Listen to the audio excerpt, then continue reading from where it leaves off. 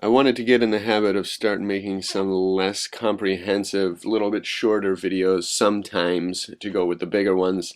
And I wanted to do this one on the Trickster because something happened the other day that was remarkable. In the Trickster, humor, laughter, I feel to be is one of the most essential elements of life that is absolutely underrated. It's being attacked, and it's so important to the health of the human body, spiritually, mentally, physically, and everything. I believe our entire anatomy resonates when we laugh in such a good way that boosts all health. And it started from this. So here's my definition of what wellness means to me. This is my definition, not yours, just an idea, because you're going to be defining it for yourself. Wellness to me means all things in balance. And balance doesn't mean all things are equal or at peace at all times.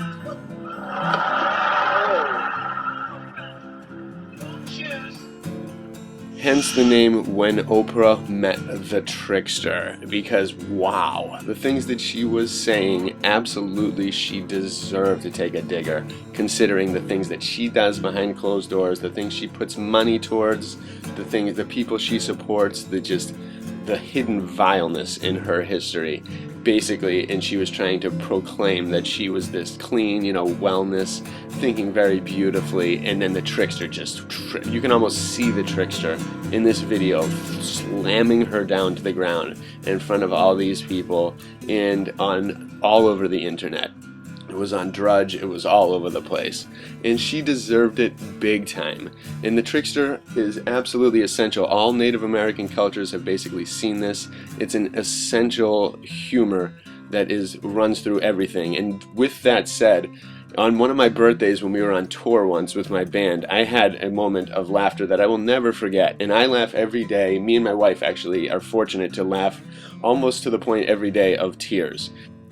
So I've had so many moments of laughter and positive, incredible laughter that I could never count. Every single day of my life, at least there's one. But one in particular stands out when we were on tour with the guy right next to me, my friend Sean, my fellow bassist. We were on tour one place in the South, and we were with another band that was similar to us in character. Very funny, very fun, very friendly. And at night on my birthday, we were all partying. There's probably about 20 of us around a circle, and Sean was basically leading the galley of jokes. And so at one point we were all just laughing, like ha ha ha. And then it got to the point where all of us were basically like just in stitches laughing. We couldn't stop laughing. And then it got to the point where we were all basically in tears laughing because one of their friends, who's similar to Sean, started acting in on the gag and on the joke, which I can't even go into. But after that, there was a moment that I will never forget where it seemed like the world exploded with laughter. It was far beyond tears. It was far beyond the brain tingles. It was the next step of laughter. And every single person, all 20, 25 of the people were in the same zone. And it literally, you could almost hear the explosion of laughter. It was an entirely new realm. It was like an enlightenment of laughter. And I will never forget it because it always makes me think, wow, laughter is an unexplored region of our psyche, and it's so important. And no matter what you are, whenever you're whenever you take yourself so seriously, whenever the world is just crashing down on you, the Trickster appears. And he'll make you laugh if you are open to it. And we all should be, because during this time especially, with the coronavirus fears, and everyone, you walk outside and everyone, you can see fear in their eyes. They're all panicking inside. Everybody's just thinking all this stuff.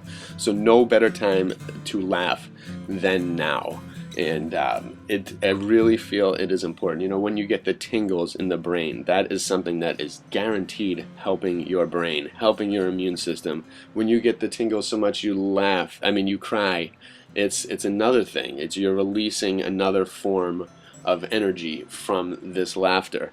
And that's why comedy is so important, and that's why in the last 20 years comedy and in the cinema has been absolutely trash. Hollywood is probably deliberately destroying humor with all this PC garbage, all these people that they prop up, these comedians that make you want to vomit. That's why I haven't really liked comedians in a long time, since like the days of Sam Kinison and Dangerfield and Andrew Dice Clay. Like a lot of these people nowadays, I never laugh. No matter how many people try to show me a new comedian, I very rarely will laugh, like in a way that makes me feel good. But yet every day with my wife, I'm laughing hysterically. We do things that are so funny. My friends, whenever we interact, we laugh all day, and just to the point where your jaw hurts, your head just tingles unbelievably, almost similar to the way when you hear beautiful music. They are definitely connected. And no matter what, like just every single time I've ever been in a really bad situation, really painful, when it seems like all hope is lost and nothing could make you laugh, the trickster sneaks in with something that just makes everything better.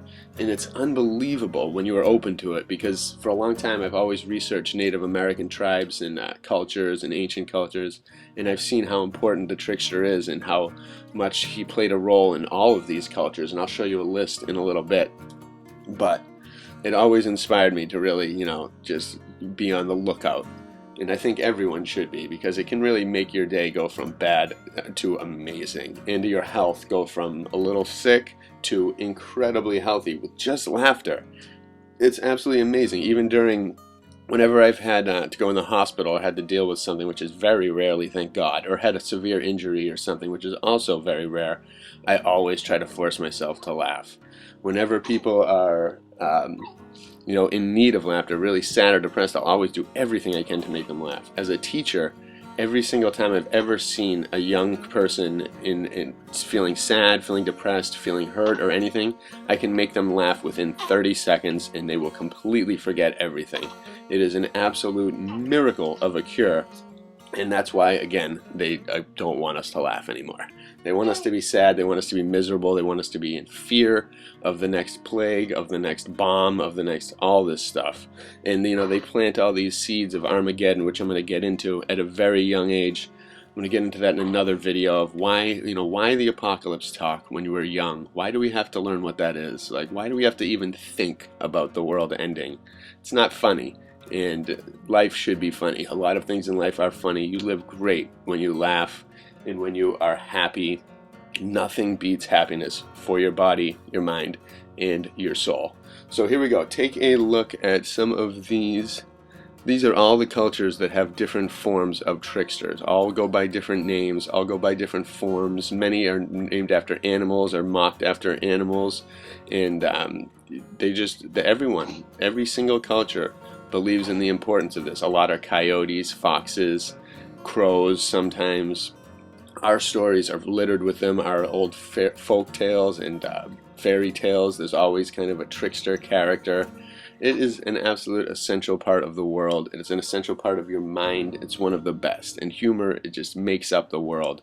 It is absolutely the most important part to make you feel great, and the trickster is everywhere, just waiting to trip you up.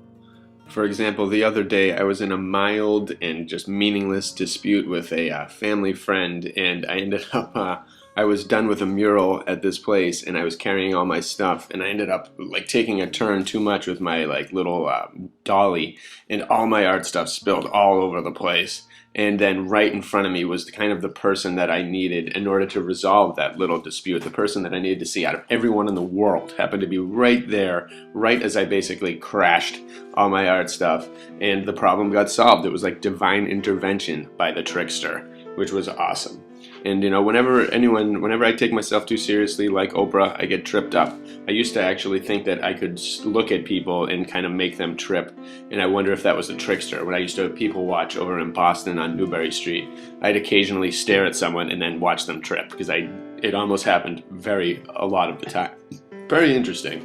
Either way, this shows that laughter is central to relationships. It helps brain connectivity. It has an effect similar to antidepressants.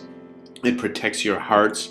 So I wonder who really is trying to kill comedy. Is it the pharmaceutical companies? Either way, comedy has died. And there's even a competitive world of laughing, which is amazing, which is interesting that it says there's a 103-year-old man there in the competition, and a one-eyed person named Iborg. A lot of people, I teach a lot of autistic adults, and laughter is very important to them. They have incredible senses of humor no matter what they've been dealt with. And through time, the jester was always seen in the courts of the kings. The kings would always have someone that could make them laugh, someone that would just do silly things. And you know, sense of humor has obviously evolved over time, but I bet you theirs was actually pretty amazing. And I'm willing to believe that they had a lot of funny things that we've never even come across in even our movies today. But these guys were very interesting, and it was an art form to them. And you can sometimes see these guys on the streets, maybe nowadays, but we also have clowns that have kind of replaced the jester a little bit. But all the kings had them, even King Henry VIII. This is his court jester, who doesn't really look that funny, but then again, Henry VIII was a pretty terrible dude, so he probably didn't have much of a humor. It was probably more of a forced kind of thing upon him. But you know, some of these people were weird looking, they were funny, they were just humorous. Humor is just, God has a way of, the Creator has a way of splicing humor into everything, and especially when you need it the most. And I think that's definitely the case, and maybe it also even relates to karma. Like Oprah just received a karmic thwapping by a trickster. And you know, the other day when I was kind of, it wasn't really karmic that my stuff fell, but it was, you know, it was necessary. And I think that when people are up on their karma, things happen pretty quick. So I have an example with a friend. We were out in the woods on a journey one time, and we saw this beautiful little like pristine ice lake, and he was like, "Ugh," and he picked up a giant rock and he threw it in the middle of the lake and disturbed the entire like piece of this little pond. And then he literally took 3 steps, he turned, and a stick from a tree went right in his eye. Thankfully he wasn't hurt, but it was an example of absolute instant karma, and the trickster being like, "What are you doing?" and putting him in check. And that's what we all need sometimes. I wish our politicians and people in power would get put in check hard, because they really deserve it for their karmic repercussions. But at least we get to see Oprah fall. And you know, the clowns, like the means of laughter, have now turned into symbols of horror. They're nightmare kind of situations and things, from the jester to the trickster to these guys, killer clowns from outer space, which was actually funny.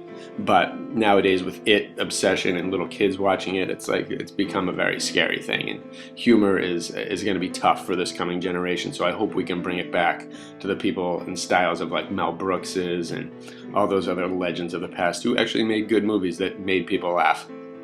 And as the truth continues to decimate the media and all these Hollywood fools, showing them for really who they are, compromisable freaks, to be honest, who would do anything for fame, a new order needs to come in of people that are genuine, people that are nice, are kind, and with a good sense of humor that's good for all ages, and not putting filth into the minds of everybody, and not just promoting the comedians like Amy Schumer, who deserves nothing. But without her daddy, she would be nothing, because her humor is trash. And a lot of those people have the same kind of method of gaining fame. And it's unfair, because the world is suffering, because we need to laugh. And it's good when the trickster puts people in their place, and I hope we catch a lot more of them. This is a little artwork called The Tree of Laugh, one of the few originals that me and my wife sold, and it's just a little fun thing. It's tough to put humor into art, but it's good to put fun into everything, and positivity is everywhere and where we need to be.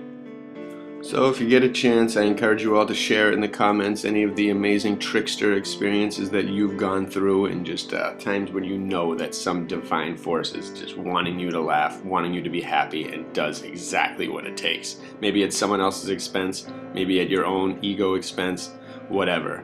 Share some stories. I'd love to hear them. Let's all laugh together. Have a great one, everybody. Bless you all.